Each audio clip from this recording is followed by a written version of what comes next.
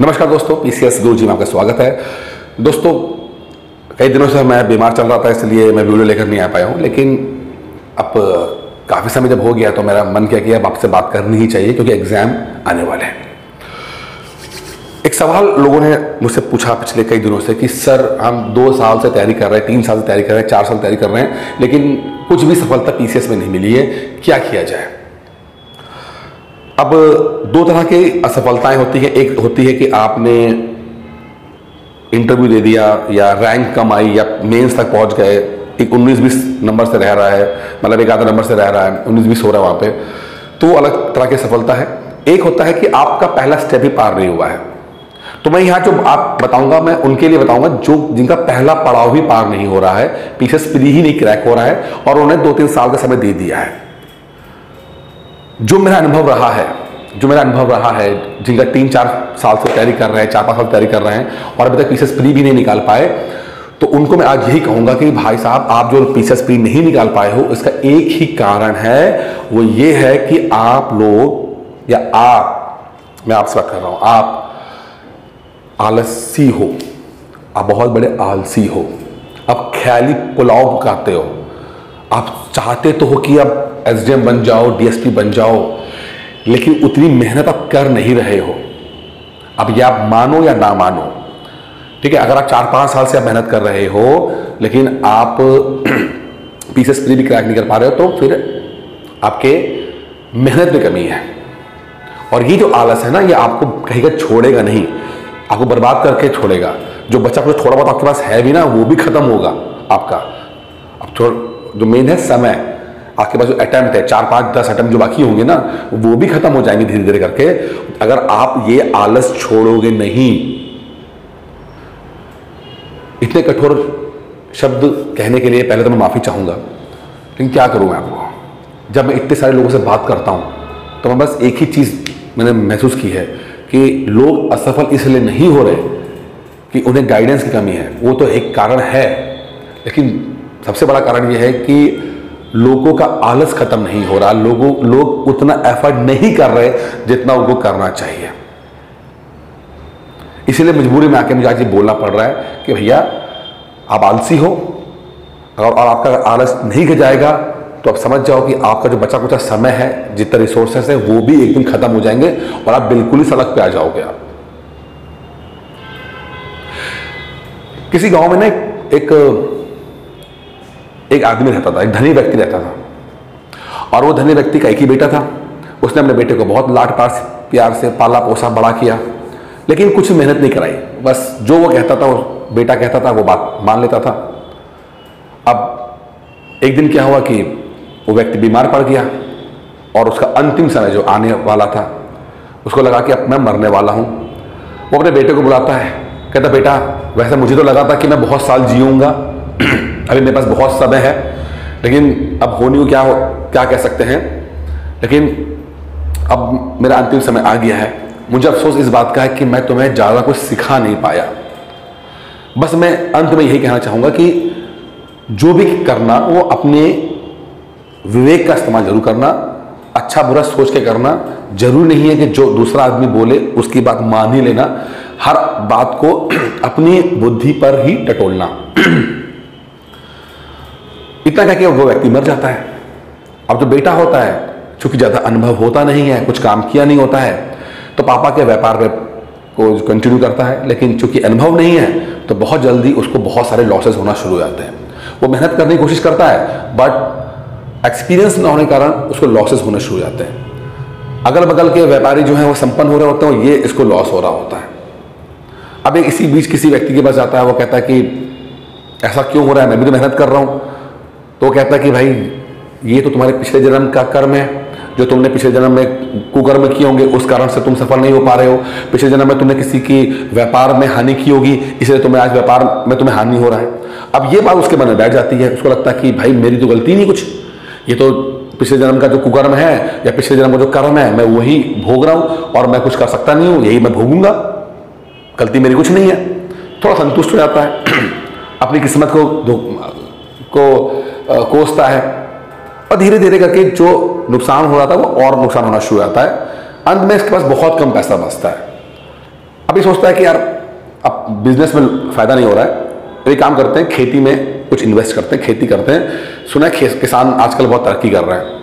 अब इसे खेती का भी अनुभव नहीं है, अब फसल बोता है, दिखता है बगल के किसानों की तो फसल उगाई है, इसकी कुछ अच्छी नहीं उगी है। बात आती है काटने की, तो उसे काटना भी नहीं आता है।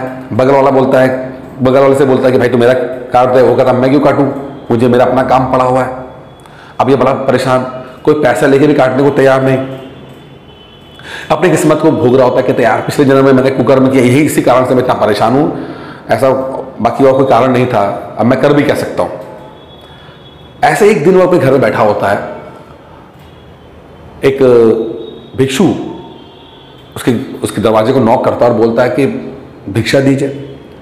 इसका पता नहीं क्या मूड आता है और बोलता है कि बाबा अगर आप ना मुझे मेरे पिछले जन्म के कर्मों से मुक्त करा दोगे तो मैं आपको इतनी भिक्षा दूंगा और रोज दूंगा कि आपको कहीं और जाने की जरूरत नहीं पड़ेगी। तो भिक्षु बोलता है अच्छा पुराने जन्म के कर्म बताओ क्या करना है।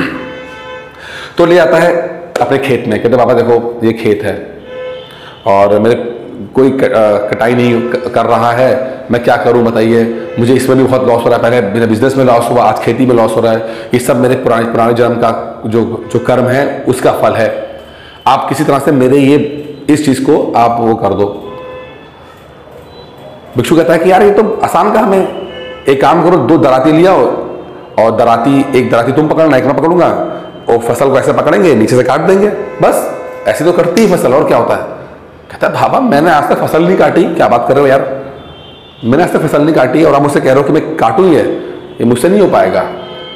तो बाबा कहते हैं इसमें कोई बात नहीं, सब लोग तो इसी काट रहे, तुम भी काटो। कहते नहीं बाबा मुझसे नहीं हो पाएगा, ये सब छोटा काम है यार, ये मैं मुझसे कर पा रहा हूँ। तो बाबा कहते हैं कि देखो ऐसा ना कि तुम्हारे पास पैसे नहीं ज़्यादा बचे हैं, या तो तुम्हारे पास पैसे ज़्यादा होते तो तुम पैसा दे के तुम कर लेते, अब तो तुम्हें करना पड़ेगा। कहते नहीं बाबा मुझसे नहीं हो पाएगा। तो बाबा कहते हैं फिर बेटा तो तुम जो ना ये जो अपने आप को कह रहे हो ना कोस रहे हो, कोसो मत, ये तुम आलसी हो, जो तुम्हारा असफलता का जो कारण है वो तुम्हारा आलस है और इसी कारण से तुम्हें दिक्कत आ रही है। कहते हैं बाबा क्या बात कर रहे हो यार, मैं रोज सुबह यहाँ खेत में आता हूँ, मैं इतना काम करता हूँ और ये सब करता हूँ और आपको लगता है कि मैं आलसी हूँ, गलत बात बोल रहे हो आप, मैं नहीं मानता कि मैं आलसी हूँ, मैं बहुत मेहनती हूँ, मैं आप गलत बोल रहे हो। और प्लीज़ मुझे आप ना ये राय मत दो, मुझे आप अगर आप कुछ दे सकते हो तो इतना करो कि आप ना मुझे पुराने जन्म के जो कर्म है उससे मुझे मुक्त करा दो। भिक्षु कहता ठीक है एक काम करते हैं, मैं तुम्हारे पिछले जन्म से तुम्हारे मुक्त करा दूंगा, लेकिन एक शर्त है। शर्त यह है कि 4 महीने बाद मैं जब दोबारा यहां पे आऊंगा तुमसे मिलने के लिए, तो अगर तुम्हारी फसल सबसे बेस्ट होगी, अगल बगल से भी बेस्ट होगी, तो मैं पक्का एक मंत्र बताऊंगा जिससे कि तुम्हारे पिछले जन्म का तुम्हारा जो कर्म का फल है वो समाप्त हो जाएगा, फिर तुम्हें कोई दिक्कत नहीं होगी। लेकिन शर्त यह है कि तुम्हारी फसल बेस्ट होनी चाहिए। बाबा चला जाता है कि ठीक है 4 महीने बाद मिलेंगे। बाबा चला गया। अब ये आलस वाली बात इसको लग गई कि यार ये तो बाबा ने मुझे कहा था तुम आलसी हो, ये कहता नहीं मुझे कुछ करना पड़ेगा। और 4 महीने बाद तो वैसे ही बाबा ने कहा कि अगर बेस्ट होगी तभी मुझे वो मंत्र बताएंगे। अब ये नई फसल उगाता है, पूरा खेती का जो सिस्टम होता है, जमीन को खोदता है, गुड़ाई करता है, फसल डालता है, पानी देता है, खाद डालता है, 3-4 महीने पूरा उसका ख्याल रखता है। और जब 4 महीने हो जाते हैं तो देखता है कि इसकी जो फसल है वो बहुत अच्छी तरीके से उगाई है। 4 महीने के बाद बाबा आते हैं। बाबा देखते हैं कि अरे वाह क्या बात है, खेत तो तुम्हारा बड़ा जबरदस्त घूम रहा है, लहरा रहा है पूरा, बगल से भी आ रहा है। कहता हाँ बाबा देखिए कितना बढ़िया हो गया, अब आप मुझे बताइए कि वो कौन सा मंत्र है, आप मैंने आपकी शर्त पूरी कर दी है। बाबा कहते हैं देखो पिछले जन्म का कोई तुम्हें किस्सा याद है? कहते हैं नहीं मुझे कुछ याद नहीं है। नहीं जैसे कि मान लो कि तुम क्या करते थे? कहते नहीं बाबा। तुम्हारा नाम क्या था? नहीं बाबा। तुमने किसी को हानि पहुंचाई ऐसा कुछ इंसिडेंस याद है? नहीं बाबा कुछ याद नहीं है।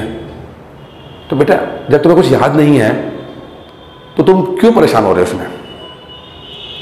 अब पिछला जन्म था या नहीं था उसका तुम कुछ कर सकते नहीं हो, लेकिन इस जन्म में तुम क्या करते हो ये ज्यादा मैटर करता है। आज से 4 महीने पहले तुम अपने खेत में अपनी फसल की कटाई करने को राजी नहीं थे, और आज 4 महीने में तुमने रात दिन बैठ के उसे खेती को हर चीज़ पे काम किया, बिना इसके ये सोचे कि लोग क्या कहेंगे। लोग कहेंगे देखो इतना बड़ा आदमी का बेटा जो है वो मजदूरी कर रहा है। तुमने कुछ नहीं सोचा और तुमने मन लगा के काम किया। आज देखो 4 महीने में तो फसल उगाई है। तो इसको तुम क्या बोलोगे? पिछले जन्म का फल का असर बोलोगे या अपनी मेहनत बोलोगे? कहते बाबा मैं समझ गया हूँ, पिछले जन्म का फल कुछ नहीं होता। सच तो यह है कि मेरा आलस ही मुझे आगे बढ़ने नहीं दे रहा था, और मैं ये बात बिल्कुल समझ गया हूँ और मेरी आंख खोलने के लिए धन्यवाद। दोस्तों कुछ यही हालत है PCS IAS की तैयारी करने वालों की। इच्छा तो बहुत है, बहुत इच्छा है नीली बत्ती की, सम्मान पाने की। अगर जिस महफिल में चले जाएंगे तो लोग खड़े हो जाएं, जिस गली से निकल जाए तो लोग देखने लगे।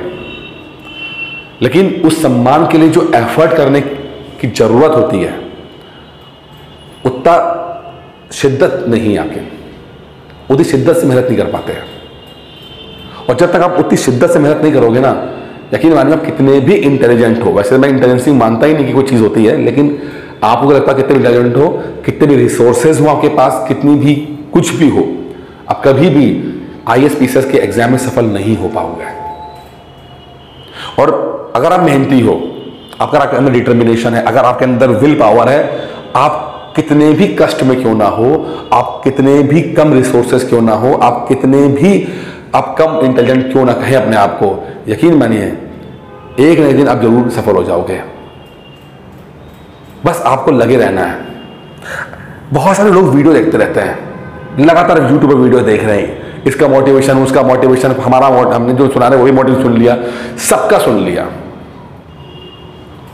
लेकिन जब रियल वर्क करने की बारी आई, जब रियल एफर्ट करने की बारी आई, तो वो पहला स्टेप बढ़ा नहीं पा रहे हैं, वो कदम नहीं बढ़ा पा रहे हैं, वो यही फैसला नहीं कर पा रहे कि यार कि मुझे तैयारी करनी चाहिए कि नहीं करनी चाहिए, और करनी चाहिए तो शुरू कैसे करना चाहिए।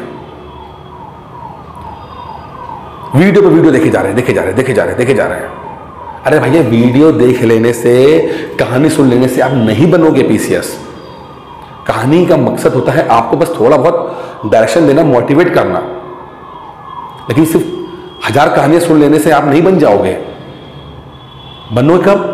जब आप लगोगे। अरे क्या होगा, बहुत से बहुत असफल ही हो जाओगे। हो जाना यार, वैसे भी आप कौन से राजा बादशाह उस समय हो जो असफल हो जाओगे तो कुछ पहाड़ टूट पड़ेगा। नॉर्मल जिंदगी काट रहे हो ना, पेपर दे के देख लो एक बार शिद्दत से, साल भर के लिए पढ़ लो। और एक चीज बताओ आपको, बहुत इंटरेस्टिंग बात, चाणक्य बोलते थे, चाणक्य कि दुनिया की बड़ी से बड़ी मुसीबत, दुनिया की बड़ी से बड़ी मुसीबत या बड़ी से बड़ी प्रॉब्लम को सॉल्व करने में सिर्फ 7 साल लगते हैं। दुनिया की बड़ी से बड़ी प्रॉब्लम को सॉल्व करने में 7 साल लगते हैं, ऐसा चाणक्य बोलते हैं। अब उन्होंने ऐसा क्यों बोला? क्योंकि चंद्रगुप्त मौर्य जिसको उन्होंने ट्रेंड किया और धनानंद जिसको हराया, तो चंद्रगुप्त मौर्य को उन्होंने सिर्फ 7 साल में ट्रेन करके एक बच्चे से, 14 साल के बच्चे से को ट्रेंड किया 7 साल में, और वो 7 साल के अंदर धनानंद जैसे बड़े बादशाह को, राजा को हरा दिया। तो उनके लिए धनानंद बहुत बड़ी समस्या थी। उनके पास सिर्फ चंद्रगुप्त मौर्य था, 14 साल का लड़का था, तो उन्होंने सिर्फ 7 साल में मेहनत की, उन्होंने हरा दिया। आपके पास तो 19 साल है, 21 साल से 40 साल तक का गिन लो, 19 साल आपके पास है। 19 साल में PCS भी नहीं बन पाओगे। कोशिश करो यार, इतना कर लो कि रोज पेपर, हर साल पेपर देने, मन लगा के मेहनत करनी है, और हर बार अपनी तरफ से पूरी कोशिश करनी है। यकीन मानिए, एक बार असफल होगे, 2 बार असफल होगे, 3 बार असफल होगे, 4 बार असफल होगे, 5वीं बार आप 100% क्वालिफाई कर जाओगे। और जिस दिन आप थोड़ा सा भी क्वालिफाई किए, यानी कि थोड़ा सा प्री निकाला, आगे पहुंचे, फिर आपको इस तरह के वीडियो देखने की जरूरत नहीं पड़ेगी। फिर तो सेल्फ मोटिवेट इतने रहोगे ना, हवा में रहोगे कि अपने आप बन जाओगे। प्रॉब्लम क्या है कि अभी बिलीव नहीं है आपके अंदर, आपको यकीन ही नहीं है कि आप कर सकते हो। और यकीन इसलिए नहीं है क्योंकि आपको मेहनत करने की आदत नहीं है, कमर तोड़ने की आदत नहीं है। तोड़ो ना कमर, आंखें जलाओ ना यार, हम लोगों ने भी जलाई आंखें, सब जलाते हैं, जो भी क्वालिफाई करते हैं सब जलाते हैं, कमर तोड़ते हैं, इच्छा मारते हैं। मारो ना, खत्म करो ना इच्छा, क्या है, जरूरी नहीं है कि हर पिक्चर देख लेनी जरूरी है, जरूरी नहीं है कि हर फैमिली फंक्शन को अटेंड कर लेना जरूरी है, जरूरी नहीं है कि 10 घंटे की नींद पूरी होनी चाहिए, जरूरी नहीं है कि गॉसिप मोबाइल चलाना जरूरी है। 1 साल के लिए छोड़ दो, सिर्फ 1 साल के लिए, देखो कैसे नहीं बनते हो आप पीसीएस। तो अभी तक आप जो पीसीएस नहीं बने हो, ना वो पिछले जन्म का आपका फल है, ना इस जन्म की कोई आपकी ग्रह नक्षत्रों की प्रॉब्लम है, सिर्फ और सिर्फ आपका जो आलस है, जो आपको मेहनत नहीं करने दे रहा है। यकीन मानिए, एक बार अपने मन से बोलो कि बस बहुत हो गया, अब मैं तो आगे बढ़ रहा हूं, चाहे कुछ हो जाए। अब असफल हो या सफल हो, मैं तो मेहनत करूंगा, चाहे कुछ हो जाए। यकीन मानिए 1-2 साल दे दो, क्योंकि जिस दिन आप सफल हो गए ना, जिस दिन आप सफल हो गए, उसके बाद की दुनिया ना बहुत अलग है।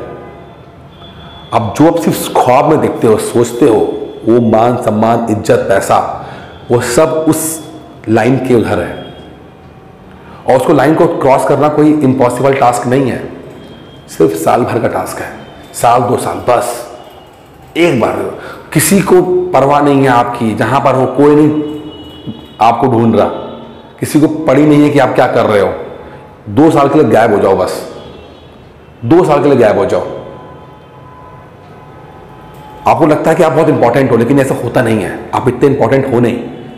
पब्लिक को इतनी फर्क नहीं पड़ता कि आपके होने ना होने से। तो 2 साल आप गायब हो जाओगे तो दुनिया खत्म नहीं हो जाएगी। 2 साल के लिए आप लो प्रोफाइल हो जाओ, 2 साल बस पढ़ाई कर लो। यकीन मानना, सिर्फ 2 साल के अंदर अगर आप ना क्वालिफाई कर जाए, आप अपना नाम बदल देना। बस वो 2 साल में शिद्दत से दुनिया से कट आउट करके पढ़ाई कर लो वैसा। बाकी दोस्तों, इस वीडियो में इतना कहना चाहता था। उम्मीद करता हूँ जो बात मैं कहना चाहता था वो आप तक पहुँच पाई होगी।